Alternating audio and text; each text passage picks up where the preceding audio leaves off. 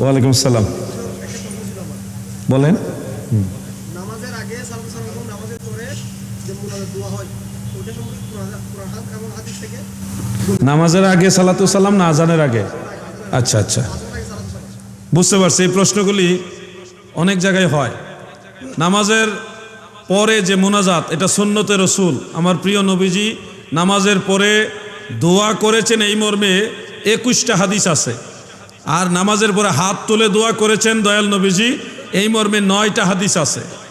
তো সব কিছু মিলিয়ে এই বিষয়টা অস্বীকার করার কোনো সুযোগ নেই। একটা হাদিস সবসময় বলি, তফসির ইবনে আবি হাতেমের মধ্যে উল্লেখ, তফসির ইবনে কাসিরের সূরা নিসায়ের 97 থেকে 100, এই 4টা আয়াতের তফসির করতে গিয়ে হাফিজ ইবনে কাসির 2টা হাদিস উল্লেখ করেছেন, একটা তফসিরে তাবারি থেকে আর একটা তফসির ইবনে আবি হাতেম থেকে। সেই হাদিসটা হলো এইভাবে, আন আবি হুরায়রা রাদিয়াল্লাহু আনহু ক্বালা কানা রাসূলুল্লাহি সাল্লাল্লাহু আলাইহি ওয়াসাল্লাম রাফা ইয়াদাইহি বা'দা মা সাল্লামা ওয়া হুয়া মুস্তাকবিলাল কিবলাতি ইলা আখিরিল হাদিস। হযরত আবু হুরায়রা বলেন, নবী করিম সাল্লাল্লাহু আলাইহি ওয়া আলিহি ওয়াসাল্লাম নামাজের সালাম ফিরানোর পরপরই কিবলামুখী হয়ে 2 হাত তুলে দোয়া করেছেন। তাহলে এরকম আরো 8টা হাদিস আছে, টোটাল 9টা। যেহেতু প্রিয় নবীজি নিজেই নামাজের পরে হাত তুলে দোয়া করেছেন, বলুন আল্লাহর হাবিব যেহেতু নামাজের পরে হাত তুলে দোয়া করেছেন, সেহেতু নামাজের পরে হাত তুলে দোয়া করা জায়েজ না নাজায়েজ? বাস, কেউ যদি এখন নাজায়েজ বলে একটা দলিল দেন, জয়ীফ হাদিস হলে চলবো, নিয়ে আসেন। আজানের আগে নবীজিকে সালাম দেওয়া যাবে কিনা? অবশ্যই দেওয়া যাবে। কেন দেওয়া যাবে? হযরত বেলাল রাদিয়াল্লাহু আনহু নামাজের এরাদা হিসেবে একামত অথবা আজানের পূর্বে নবীজিকে সালাম দিতেন। তাবারানির মুআজামুল আওসাতের মধ্যে হাসান সনদে হাদিসটা উল্লেখ রয়েছে এইভাবে, আন আবি হুরায়রা রাদিয়াল্লাহু আনহু ক্বাল কানা বিলালুন রাদিয়াল্লাহু আনহু ইজা আরাদা আন ইউকিমা লিস-সালাহ ফাকালা আসসালামু আলাইকা আইয়ুহান নবী ওয়া রাহমাতুল্লাহি ওয়া বারাকাতুহু, রাওয়াহু তাবারানি ফিল আওসাত। অর্থাৎ হযরত আবু হুরায়রা বলেন, বেলাল রাদিয়াল্লাহু আনহু যখন নামাজের এরাদা করতেন, নামাজে দাঁড়ানোর এরাদা করতেন, তখনই নবীজিকে সালাম দিতেন। নামাজে দাঁড়ানোর চূড়ান্ত এরাদা হয় একামতের মাধ্যমে, আর প্রাথমিক এরাদা হয় আজানের মাধ্যমে। যখনই আজান দেয়, আজান শুনেন, তখনই তো আপনাদের নামাজের কথা মনে পড়ে। এই জন্য নামাজে দাঁড়ানোর এরাদা হিসেবে একামতের পূর্বে অথবা আজানের পূর্বে আল্লাহর নবীকে সালাম দেওয়া হযরত বেলালের সুন্নত। আজানের পূর্বে হযরত বেলাল রাদিয়াল্লাহু আনহু যে এই ধরনের কাজ করতেন, তার আরেকটা নিদর্শন আবু দাউদ শরীফে উল্লেখ, সুনানু আবি দাউদের মধ্যে উল্লেখ। তিনি যখন ফজরে আজান দিতেন, তিনি একটা ঘরের ছাদের উপরে দাঁড়ায় বলতেন, আল্লাহুম্মা ইন্নী আহমাদুকা ওয়াস্তাঈনুকা আলা কুরাইশিন আন ইউকিমু দীনাকা ক্বালাত সুম্মা ইউআজ্জিনু। মহিলা সাহাবিয়া বলেন, বেলাল রাদিয়াল্লাহু আনহু এই দোয়াটা পড়ে তারপরে আজান দিতেন। তার মানে আজান তিনি সরাসরি দিয়ে দিতেন না, আজান দেওয়ার আগে ভালো কিছু পাঠ করতেন। এই জন্য ফজরে আজানের আগে এখনো মুয়াজ্জিন সাহেবরা বিভিন্ন দোয়া দুরূদ পড়া গজল গায়ে তারপরে আজান দেয়। ওই বেলাল রাদিয়াল্লাহু আনহুর জামানা থেকে এটা চলে আসছে। মনে রাখবেন, এই আজানের পূর্বে নবীজিকে সালাম দেওয়া, একটা দোয়া পড়া, এটা আজানের অংশ না।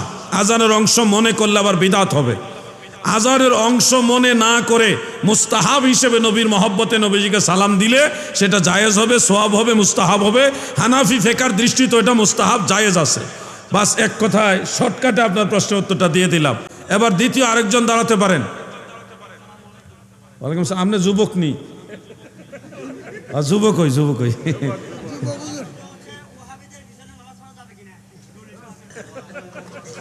উনি গরম বলতেছে, আমার প্রশ্ন হলো ওয়াহাবিদের পিছনে নামাজ পড়া যাবে কিনা, দলিল সহকারে জানতে হবে না। ওয়াহাবিদের মানে যাদের আকীদার মধ্যে কুফরি আছে, আল্লাহ এবং আল্লাহ রসুলের শানে এমন বেয়াদবি হয়, এরকম আকীদা আছে, এই ধরনের লোকদেরকে আমরা এই বর্তমান যুগে ওয়াহাবি বলে থাকি। তো এই ওয়াহাবিদের পিছনে নামাজ পড়া যাবে না, তার প্রমাণ হিসেবে অনেক হাদিস রয়েছে। এর মধ্যে সহিহ মুসলিমের ওই হাদিসটা আমাদের জন্য যথেষ্ট। নবী করিম সাল্লাল্লাহু আলাইহি ওয়াসাল্লাম তিনি বলেছেন, সায়াকুনু ফি আখিরিজ জামানে দাজ্জালুন ওয়া কাযযাবুন। আখিরি জামানে এমন কিছু দাজ্জাল এবং কাযযাব, মিথ্যাবাদী বের হবে। তারা তোমাদের কাছে এমন এমন কথা নিয়ে আসবে, বিমা লাম তাসমাউ আনতুম ওয়ালা আবাউকুম, যেই কথা তোমরাও শুনুনি, তোমাদের বাপ দাদাও শুনে নাই। ফা ইয়াকুম ওয়া ইয়াহুম, তোমরা তাদের কাছ থেকে দূরে থাকো, তাদেরকেও তোমাদের কাছ থেকে দূরে রাখো। সাহাবাই কারাম মনে রাখবেন সাহাবাই কারাম তিনারা কখনোই যখন খারিজিদের আবির্ভাব হলো হযরত আলী রাদিয়াল্লাহু আনহুর জামানায়, তখন ওই খারিজিদের কেউ যদি কোনো মজলিসে বসতো, ওই মজলিসও সাহাবাই কারাম বসতেন না। আপনি তো জানেন না, কল্পনাও করতে পারবেন না সাহাবাই কারাম আকীদার ব্যাপারে কত কট্টর ছিল। খারিজিদের সাথে নামাজ পড়া, তাদের জানাজা পড়াও নবীজি নিষেধ করেছেন। লা তুসাল্লু আলাইহিম ওয়া লা তুসাল্লু মাআহুম, তারা মারা গেলে তাদের উপর জানাজা পড়বে না, তাদের সাথে জামাতেও নামাজ পড়বে না। ইমাম আবু বকর ইবনু খাল্লাল রাহমাতুল্লাহ আলাইহির লেখা কিতাবুস সুন্নাহর মধ্যে এই riwayatটা উল্লেখ। হযরত আব্দুল্লাহ ইবনে মাসউদ রাদিয়াল্লাহু আনহু থেকে, অন্যান্য সাহাবীদের থেকে হাদিস রয়েছে। অতএব আমরা যারা আছি, আমরা বাতিল আকীদার লোক যারা, যাদের আকীদা খারিজি আকীদা, রাফিজি আকীদা, মুতাজিলা আকীদা, মুজাসসিম আকীদা, অন্য বাতিল আকীদা যারা আছে, তাদের পিছনে ইক্তেদা করব না। যদি কনফিউশনে পড়ি, সন্দেহের মধ্যে থাকি, সেক্ষেত্রে নামাজ পড়ব, কিন্তু জানা 3 দিনের মধ্যে জানতে পারলে ওই নামাজ দোহরাই নেব। কথা বুঝছেন? যদি আপনি নিশ্চিত হন এটা বাতিল আকীদার ইমাম, তাহলে তার পিছনে ইক্তেদা করে কোনো লাভ নাই। নষ্ট ইঞ্জিনের পিছনে বগি লাগাইলে কোনো ফায়দা হবে না। Something is better then nothing. কোনো কিছু না থাকার চেয়ে কিছু থাকা ভালো।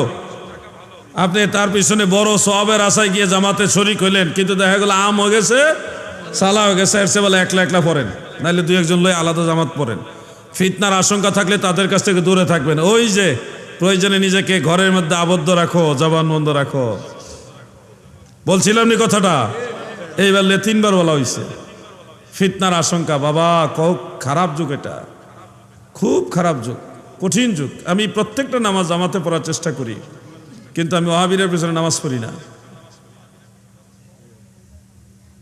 খুব মারাত্মক। আমি আকীদার ব্যাপারে কোনো সার নাই। বড় হুজুর, ছোট হুজুর, মাইজা হুজুর, সাইজা হুজুর, কোন হুজুরকে আমি আকীদার মাটির ব্যবসা লইব, কোনো সার নাই। মাটির ব্যবসার কোনো জায়গায় সুন্নি জামাতে নাই। আকীদার ব্যাপারে আমি কারো সার দিই না। আমি বিশাল এক জনসমষ্টি, বড় এক জনসমষ্টি বাদ দিয়ে দিছি শুধুমাত্র আকীদার কারণে। অথচ তাদের সাথে মিলেমিশে একটু তেল দিয়ে চললি হইতো না। আমি চললে মদিনাওয়ালার লাইনে চলবো। সাহাবাই কেরামকে গালাগালি করা যাবে না। মাওলা আলীকেও মানতে হবে, আমিরে মুআবিয়া রাদিয়াল্লাহু আনহুকে সম্মান করতে হবে, আহলে বাইত রাসূলকে মাথার তাজ মনে করতে হবে, সাহাবাই কেরামকে সম্মান করতে হবে। আমরা একটা মানবো আর একটা মানবো না, গালাগালি করবো, এটার নাম সুন্নিয়ত না। সুন্নিয়ত মানে একটা রূপরেখা। আমার পীর সাহেব কইছে আমিরে মুআবিয়া সাহাবী না, এই যুক্তি দিয়া কোনো সাহাবীকে গালি দেওয়া যাবে না। খবরদার, আপনার পীর সাহেব না, সারা পৃথিবীর সমস্ত আউলিয়াই কেরাম যদি এক পাল্লায় রাখে, আর একজন সাহাবীর পায়ের ধুলা যদি আরেক পাল্লায় রাখে, রাসূল করিম সাল্লাল্লাহু আলাইহি ওয়াসাল্লামের সোহবতের মর্যাদার কারণে তাদের পায়ের ধুলার মর্যাদা আরো বেশি হবে। কত দামি সাহাবাই কেরাম! সমস্ত সাহাবীদের সম্মান করতে হবে। আকীদার কারণে আমি বিশাল এক জনসমষ্টি ছেড়ে দিয়েছি। তো আকীদার ব্যাপারে ওয়াহাবিদের সাথে কখনো কনসিডার করা যাবে না। আল্লাহ আমাদের বুঝার তৌফিক দেন, আমিন। আজকে আর সামনে না, আমার লেখা 2টা বই আছে। একটা বই আমি হুজুরকে হাদিয়া দিয়ে যাই, এটা বড়টা দিয়ে যাই। এটা হলো প্রিয় নবীজির সালাত, হানাফি মাযহাবের নামাজ আর লা মাযহাবিরার ফিতনা। 2টা আমি 2 পক্ষের দলিলগুলি আনছি এনে। হানাফি মাযহাবেরটা যে গ্রহণযোগ্য এবং অধিকতর বিশুদ্ধ, এটা আমি তুলে ধরেছি বইটার মধ্যে। আপনাদের প্রত্যেকের প্রয়োজন। এটা হাদিয়া 500 টাকা, কেউ লাগলে নিতে পারেন। আর এই বইটা আমি হুজুরকে হাদিয়া দিলাম।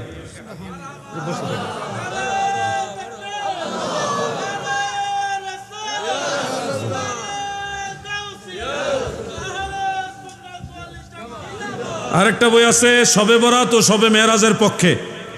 শবে বরাত এবং শবে মেরাজ এর সাথে সংশ্লিষ্ট যা কিছু আছে, নবীজি আল্লাহকে দেখেছেন, শবে বরাতের রোজা এবং শবে মেরাজের নামাজ রোজা, সব দলিল, আরশে আজিমে যাওয়া, আরশের উপরে যাওয়া, সব দলিল একসাথে। এটা 100 টাকা। যাদের লাগবে সংগ্রহ করে নেবেন। আজকে এখানে শেষ। হুজুর দেরি হয়ে গেছে, বেয়াদবি মাফ চাই। না, একবারে হুজুর দোয়া করবেন। না না না না, হুজুর একসাথে দোয়া করবেন। আমি না হুজুর, আপনি দোয়া করবেন, বরকতান। আসসালামু আলাইকুম ওয়া রাহমাতুল্লাহ।